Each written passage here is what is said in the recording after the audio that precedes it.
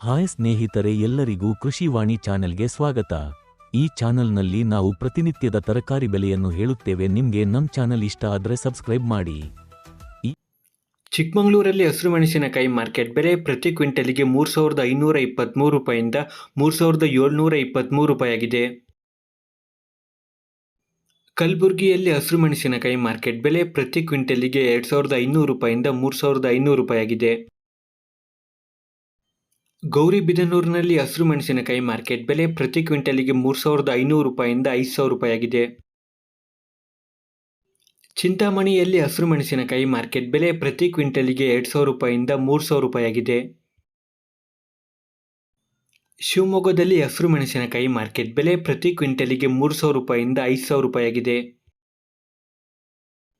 ರಾಮನಗರದಲ್ಲಿ ಹಸಿರು ಮೆಣಸಿನಕಾಯಿ ಮಾರ್ಕೆಟ್ ಬೆಲೆ ಪ್ರತಿ ಕ್ವಿಂಟಲಿಗೆ 3,000 ರೂಪಾಯಿಂದ 4,500 ರೂಪಾಯಿ ಆಗಿದೆ.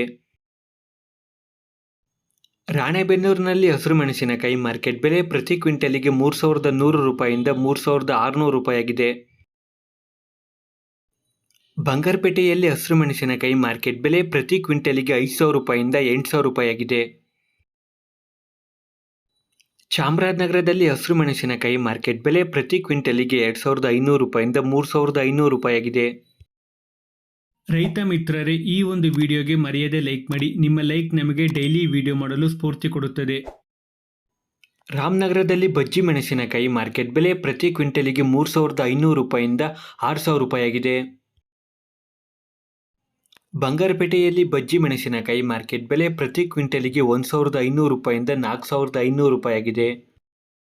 ಸ್ನೇಹಿತರೆ, ವಿಡಿಯೋ ಇಷ್ಟ ಆದರೆ ಲೈಕ್ ಮಾಡಿ, ಶೇರ್ ಮಾಡಿ ಮತ್ತು ನನ್ನ ಚಾನಲ್ಗೆ ಸಬ್ಸ್ಕ್ರೈಬ್ ಮಾಡಿ. ಧನ್ಯವಾದಗಳು.